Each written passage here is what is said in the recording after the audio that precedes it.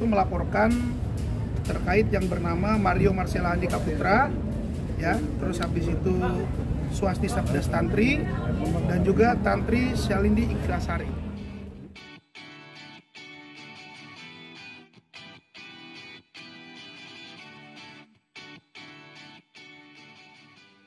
Kami melaporkan ini ke pihak yang berwajib karena sudah melakukan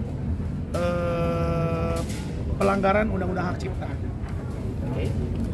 Dilaporkan dengan pasal apa dan ancamannya serta dugaannya. Oke, baik teman-teman media. Jadi hari ini finalnya dari kita sudah mencoba memberikan waktu untuk mediasi. Kita panggil juga masih tidak mengindahkan informasi kami dan cenderung lebih mengabaikan. Jadi dampaknya sekarang ya.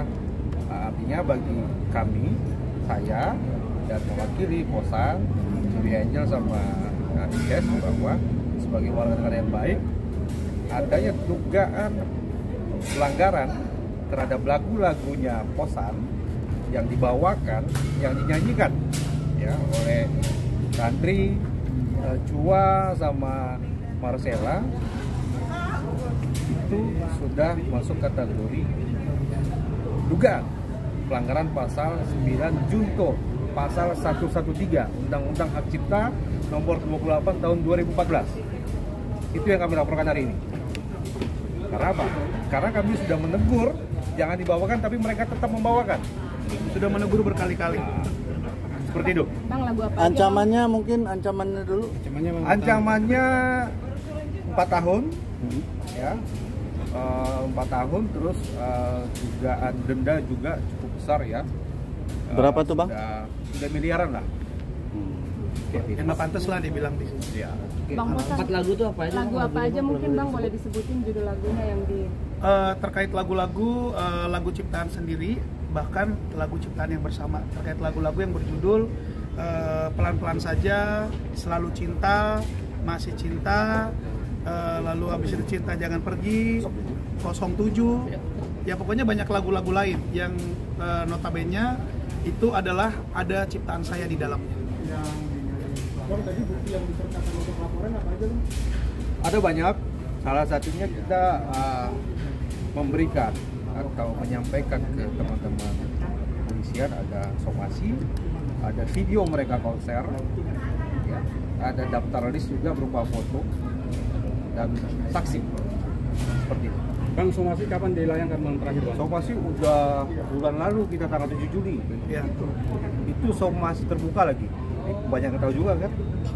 Bang Bosan, ketika somasi itu dilayangkan, apakah mereka masih membawakan lagu-lagu Abang? Ya itu saya sangat menyesalkan ya yang dilakukan oleh bekas-bekas teman saya itu Tantri, Sela dan Chua. Jadi mereka tetap membawakan lagu-lagu itu. Bahkan saya lihat di video mereka seakan-akan saya duga ya, kita duga seperti mengolok-olok. Ada kok teman-teman yang nanya, nanti bakal dibawain nggak? Contoh kayak konser di PRJ. Setelah kita somasi mereka, nanti bakal dibawain nggak gitu, di konser ini lagunya. Sambil cengenges, lihat aja nanti. Ternyata dibawain juga. Hal-hal kayak gitu sih. Dan ada beberapa konser yang juga kita lihat mereka ya membawakan lagu-lagu tersebut merubah liriknya ya. Iya. Merubah liriknya. Betul. Artinya liriknya itu dikonversi menjadi bahasa daerah. Gitu. Nah, itu dengan nada yang sama. Ya, itu Dengan nada yang sama dan lagu yang sama dan tanpa izin. ya tanpa izin tentunya, dan itu sudah melanggar Undang-Undang Hak Cipta, terutama hak moral saya karena saya itu tidak diminta izin sih sebenarnya. Kerugian Bang, perkiraan Ya. Somasi itu berapa kali ke pihak sananya? Mengenai somasi, kita somasi pertama, kedua, ketiga, terus kita tutup sama somasi terbuka. Itu yang terakhir tanggal 7 Juli. Berarti total ada 4 somasi ya Bang? 4 somasi. Bang, Tidak sama sekali. Ini bicara royalti. nama, berarti bukan berkaitan dengan band ya, tapi lebih ke personality atau seperti apa? Kalau saya sih lebih ke karya-karya cipta saya maupun sendiri, baik bersama juga yang di sini ada rekan saya, ada Pare atau Julia, dan juga Ices. Artinya terkait lagu-lagu tersebut kami menunjuk kepada personal Tantri, Sela, dan Cua. Lagu-lagu kami masih dibawakan tanpa seizin daripada pencipta, dan terutama sudah tidak mengindahkan hak moral saya sebagai pencipta lagunya. Oke. Untuk laporannya ini kan terkait yang pidana ya, sedangkan nanti kalau mau menuntut kerugian pas segala macam itu ranahnya ke perdata. Nah, untuk yang perdata sendiri akan ada langkah lanjutan lagi nggak? Oke, baik. Menanggapi itu, jadi harus kita ketahui bersama, di dalam Undang-Undang Hak Cipta Nomor 28 Tahun 2014, tepatnya dari pasal 112, 113, 115 sampai 116 itu mengatur tentang ancaman pidana, kurungan pidana sama denda. Ya, jadi karena ada pasal yang mengatur, jadi kita tidak perlu lagi gugatan. Jadi itu sudah diakomodir dalam pasal itu. Ketika dia masuk dalam kategori dugaan pelanggaran tadi, seperti itu. Oke? Sudah cukup ya? Bang Mosan sendiri Bang setelah melakukan pelaporan ini? Ya jujur aja saya sudah menunggu itikat baik dari mereka ya. Artinya kami dan juga tim kuasa hukum kami sudah menunggu itikat baik dari mereka, tapi ternyata juga tidak terjadi. Jadi sekalian saya klarifikasi, kemarin juga mereka sempat framing, dia bilang bahwa mereka sudah bertemu dengan kami dan clear, nggak ada clear sama sekali. Kalau memang udah clear nggak ada sampai ke sini, ya. Artinya ini sudah menyatakan kami sudah bertindak tegas, sudah menyerahkan ini kepada pihak yang berwajib, dan menandakan bahwa pertemuan kemarin itu tidak ada satupun yang selesai. Jadi saya benerin lagi ya, saya klarifikasi lagi. Kemarin itu sempat mereka bilang Cua kalau nggak salah yang bilang itu, Cua yang bilang, saya punya videonya, bahwa mereka udah ketemu dengan kami dan sudah baik-baik aja. Nggak ada yang baik-baik aja, nggak ada yang baik-baik aja.